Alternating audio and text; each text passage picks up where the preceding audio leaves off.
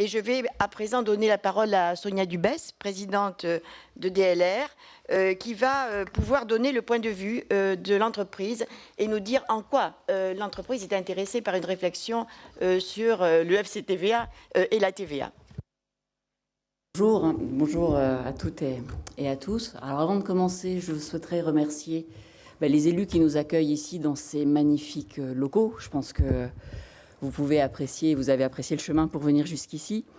Également remercier, même s'il n'est pas encore arrivé, notre sénateur, M. Charles Guéné, et Philippe Laurent, qui n'est pas très loin, parce que c'est grâce à eux aussi qu'on peut mettre en avant ce métier important qui est pour nous le métier de loueur et la location au sens large. Remercier également les journalistes qui s'intéressent à ce sujet, qui n'est pas un petit sujet de notre point de vue. Bien sûr, mes confrères et mes consoeurs qui ont le plaisir de venir ici nous accompagner, et puis les deux fédérations qui m'entourent, puisque nous avons décidé de faire la parité ici. Vous avez eu un homme, une femme, comme quoi ça peut se faire aussi dans nos métiers, entre les fédérations TLF et Guest. Merci à vous. Alors DLR, c'est pas simple à comprendre comme terme. Qu'est-ce que c'est que le DLR? Donc je pense que derrière, vous avez eu des petites choses marquées. Notre profession se compose de plusieurs métiers. Métier de la distribution du matériel de BTP, métier de la location de matériel de BTP. Donc là, vous voyez qu'on considère deux métiers qui, en fait, s'entrecroisent un peu. J'en parlerai tout à l'heure. Métier de la distribution et de la location de chariots de matériel industriel. Donc là, c'est une des branches de notre fédération qui a déjà mélangé les métiers de la location et de la distribution. Et puis les métiers de réparation et de maintenance des matériels qui sont des métiers de service et de prestation de services. Quand on est dans les métiers 1, 2 et 3, déjà dans le monde des collectivités locales, on n'est pas traité pareil. Dans le métier de la location industrielle et du chariot, vous verrez tout à l'heure dans les chiffres qu'on a moins d'implication dans les collectivités locales, on est beaucoup plus dans l'industrie, et que dans l'industrie, la TVA, du coup, étant traitée différemment, on a une approche probablement différente. En taille, que représentent nos métiers? Quelle taille sommes-nous? Que représentons-nous? Nous sommes 4800 sites et entreprises. Donc, on n'est pas des géants, mais enfin, on représente quand même une certaine population avec 41 600 salariés.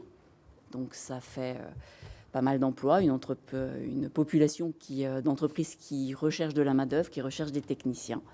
Et nous représentons 10,16 milliards de chiffre d'affaires. Notre métier, c'est quoi?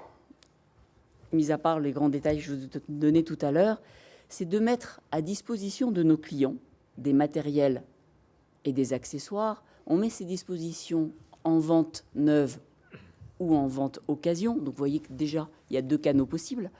Et là, je parle de vente.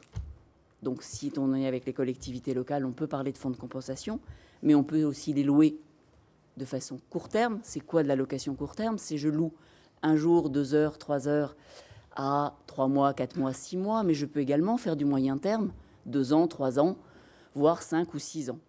Et là, on peut définir au plus près le besoin de son client. On propose également des services adaptés dans nos métiers. Donc là, on est vraiment dans la prestation de services. On entretient. On disait tout à l'heure qu'on peut avoir des gains sur le coût global d'appartenance. On livre, on dépanne.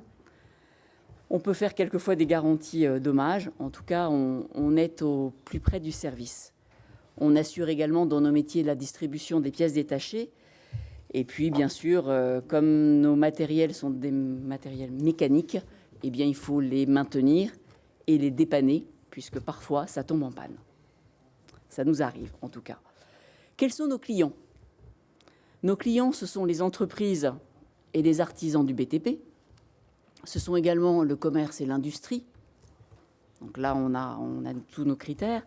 Les services, bien sûr, les transports, la logistique, l'agriculture et, ce qui nous rassemble plutôt aujourd'hui, les collectivités locales et territoriales, qui sont, vous verrez, quand même importantes dans nos investissements et particulièrement pour le monde BTP. Quand on raisonne avec les collectivités territoriales et locales, on raisonne en appel d'offres et on raisonne en lots. Alors, quand je vais vous parler du nombre de lots de matériel, dans un lot, vous pouvez avoir plusieurs matériels. Voilà, c'est parce que dans nos jargons, Et quand on jargonne tous dans nos métiers, on peut parler des mots que vous ne comprenez pas. Donc alertez-moi si vous ne comprenez pas ce que je vous dis. Donc le nombre de lots, on a fait un focus de 2008 à 2013. Bon, la crise étant passée par là, vous voyez que le nombre de lots a diminué. Cependant, nous sommes passés de 5 838 lots à 4 442 lots. Donc ce n'est pas neutre en volume de lots. Et si je fais une moyenne de ces lots entre les années 2008 et 2013, nous avons une moyenne annuelle de 5 023 lots. Donc ce n'est pas 5 023 machines, mais ça peut être des lots de plusieurs machines. Donc ça représente des investissements lourds pour les collectivités locales et donc pour nous, les fournisseurs, des possibilités importantes. Vous voyez que dans la segmentation produit dans les collectivités locales, c'est essentiellement du monde du BTP, puisqu'en segmentation produit, nous avons 90% de TP et BTP, que 8% dit de manutention, donc ce que j'ai appelé plutôt le chariot industriel. Et puis après, il y a un petit 2% qui se promène, non identifié entre le TP et la manutention. Ce qui est intéressant, c'est de voir l'autre côté du tableau et de voir que dans ces investissements, 80% est fait en achat. Là où vous avez 12% en location et 8% sans précision, donc quel type d'acquisition. Ça explique parfaitement ce qu'expliquait M. Bouvier tout à l'heure, c'est que comme vous avez un fonds de compensation qui favorise l'achat, naturellement, les collectivités locales achètent, donc investissent plutôt que ne louent.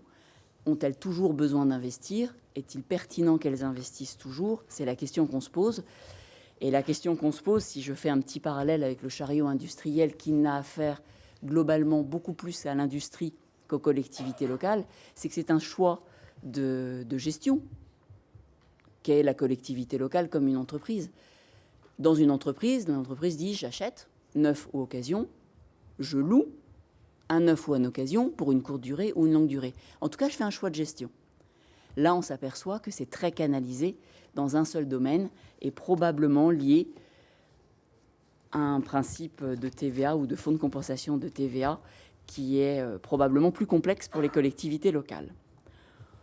On vous a fait une petite gamme de top produits. Donc là, c'est pour parler aux gens de notre profession, puis que vous ayez quelques mots qui parlent dans les métiers du BTP, puisque vous avez vu que c'est beaucoup de BTP dans les investissements. Donc, qu'investissent les collectivités locales? Ils investissent des tractopelles, du matériel d'entretien d'espaces verts, c'est cohérent, des groupes électrogènes, quelques chariots, mais plus du chariot BTP que du chariot industriel, de la nacelle. Ça permet de faire du travail en hauteur en toute sécurité, des échafaudages, des grues, etc., etc. En tout cas, vous voyez qu'on est vraiment dans du matériel lourd qui nécessite de la maintenance, de l'entretien et du suivi. Qui sont les donneurs d'ordre pour nous dans ces métiers?